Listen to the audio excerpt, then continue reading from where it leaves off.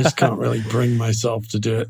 It's hard to do that. But I did that actually on one particular record recently, which was the artist is very particular about the sound that she gets on her instrument. And so I didn't want to tubify it or any of that stuff. So I ended up doing that in the box. And that worked very well, actually. Yeah. So sometimes, you really don't want to. I mean, especially if people are really used to listening to the mixes, they get used to the sound of the mixes, and that's what they've signed off on. And if you send them something that's all kind of blown up and wider and different sounding, you're going to cause a lot of confusion. Mm-hmm. Yeah, that makes a lot of sense. So you make everybody's life easy and just send them back something that's, I mean, that's kind of a thing that you can, a lot of people do that, I think. Like they don't really, in fact, I've heard numerous people say about a certain famous mastering house that a lot of times they send stuff there and they get it back and they can't really tell any difference. So, but which is smart, from one point of view. It's like it's safe. I personally try to give people something that maybe they hadn't thought of. I mean, that's kind of. I mean, I don't really like to do that thing where you send it back and it's almost identical because they're sending it to you to do something. It's like yeah. So I don't know, and I probably actually would have been better if, in some cases, if I hadn't done that. But there you are. You got to be judicious about when you pull out the big guns and when you kind of let things kind of almost be, so to speak. Yeah. But when they're hiring, if someone's hiring you, I would imagine for the most part they're looking for you to do something to enhance. Well, exactly, and it's like for example, the Muramasa album, which we're still working on. Actually, we've done the vinyl part of it, and there's a couple of singles have come out. But yeah, I actually gave them a choice of Pultec or no Pultec, and they picked the Pultec thing. They liked the Pultec sound, which is surprising to me because it's quite radical, really. And it's not the kind of music that you would think that running through Pultecs would be. But it kind of has this, the Pultecs are kind of, they are kind of punchy sounding in an interesting sort of way. The top end is really kind of nice as well. And in that case, it kind of, because it's, well, I suppose you wouldn't really call it EDM, but it's not really EDM, but it's kind of in that realm, I guess. But it kind of, the Pultecs kind of also settled down all that sort of clicking and clacking in the production. Somehow it kind of smoothed it out and made it really nice sounding, actually. Rounds things. Yeah, so that's an example where you wouldn't think that running it through a big 2BQ would be the thing for that kind of music. But actually, that's what they liked. In terms of like running things out of the box, people are, I know a lot of people are sending out masters with limiters on, mixes with limiters on now. I've been hearing that people are sending hotter and hotter mixes to the mastering engineer. Is that something that you're finding? And if so, how does that work leaving the box? Yeah, well, so now we're getting into the whole loudness realm, which is it's inevitable. I'm sorry. It's a total quagmire. Basically, there's. Let's see if we can quantify it. On sort of there's. I would say most of the stuff that I get that's mixed by people who are good at what they do, they'll send a mix.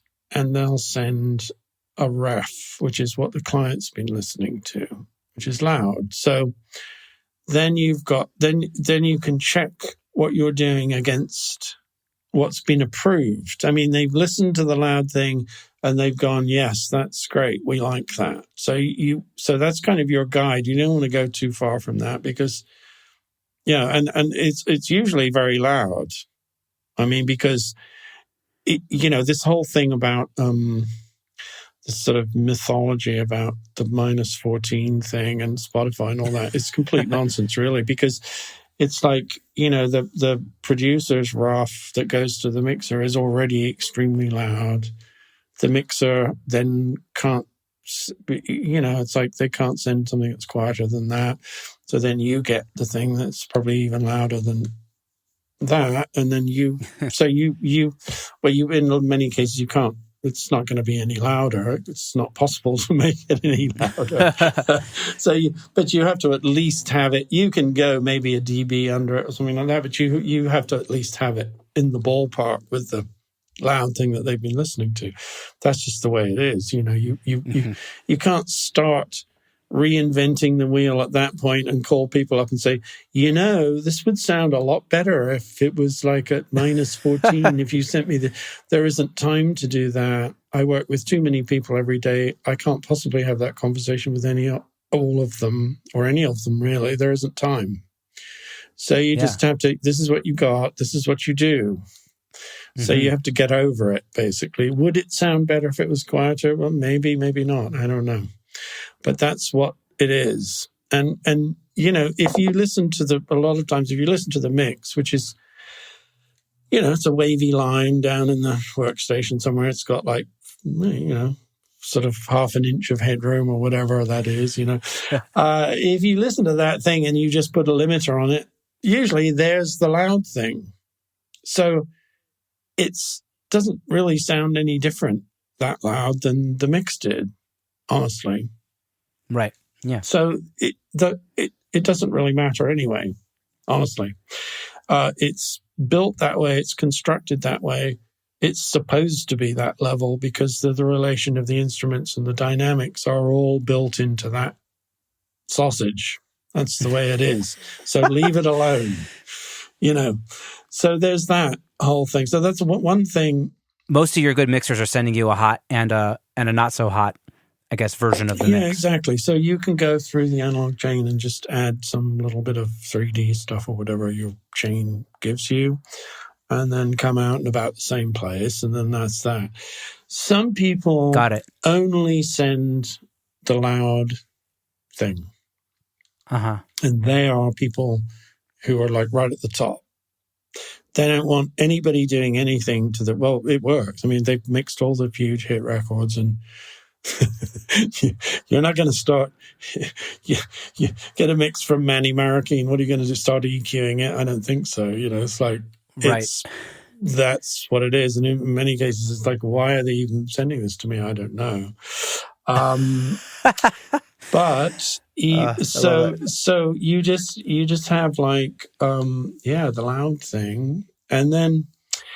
But then you might, actually be able to improve that running it through the chain. And what you might do is just use the D to A and A to D because they have a sound and the wire, but not run it through any of the boxes. So everything bypassed. And then print that and see how that is. And maybe that's added a little vibe to it that's kind of nice. And then you end up in the same spot. Or there was one album that I did. Usually if it's an album and it's mixed by one of the really huge mixers, you'll be able to make some improvements in some of the mixes, but some of them you're just going to end up using their loud thing, and that's that, because you can't do anything better than that.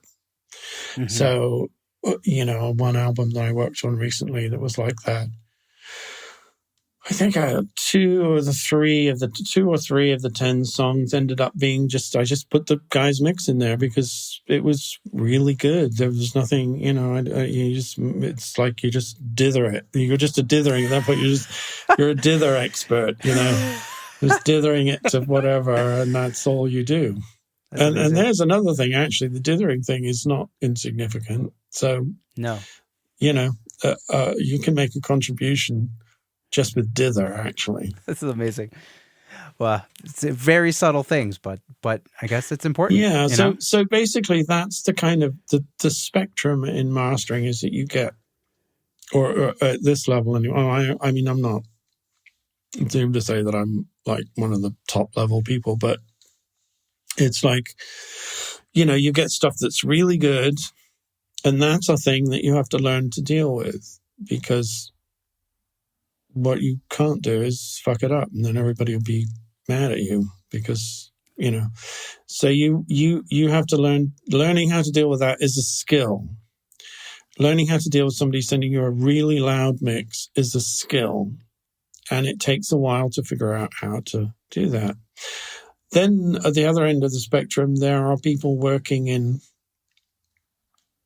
rooms that they have no idea what's going on, and they send you the thing and it's all out of whack and you have to wade in and do a ton of stuff. That's the other end of the spectrum. So it's a question, the main sort of decision-making part of it is knowing when you're going to save people from themselves and give them something that is going to work for them, which maybe doesn't sound anything like what they sent to you. So, okay, this is going to help you. And usually when you send it to them, they'll go, oh yeah, that actually sounds really good. Hopefully. And then so all the way between those two things, it's like, and then some of the stuff you get is like, why are they sending this to me at all? It's just because, the label does what we do. We send it to, well, actually, why are we sending it? If it's a single, you sometimes that's not obvious. If it's an album, then you might have 2 or 3 different mixers on it. You might have to kind of pull it together a bit. So that's valid. But sometimes I'll get like a single and I'll go, they could just put it out like that, really. It's like, dither. That's it. I'm just going to dither it. Just going to dither it. It's super interesting. I mean, because mixers are referencing masters, right? They don't reference mixes. So all mixers have really to reference are the masters. So, I think that's like a big part of it. Of like, that's, I heard this record the way it sounded after it was mastered, and that's what I'm trying to achieve, and as my reference track, so to speak. So it's like, it's kind of a bizarre, vicious cycle of like getting louder and louder as we just. Well, I honestly, I'm all right with the loud thing. I've made peace with that. It's, we're loud in LA. That's what everybody's stuff is really loud. It's like, it hasn't gotten any quieter. It seemed like about maybe 2 or 3 years ago, it dipped down slightly. And then it just went back up to like whatever it is.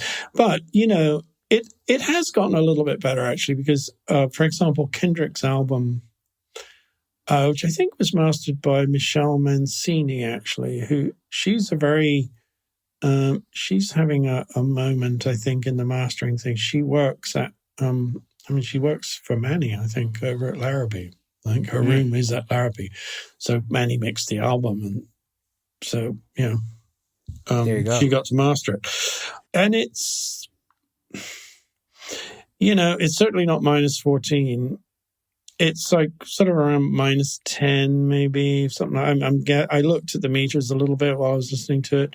The RMS is up there because there's a lot of low end on some of the tracks, but I might have, if I was mastering that, it might have come out a little bit louder, maybe.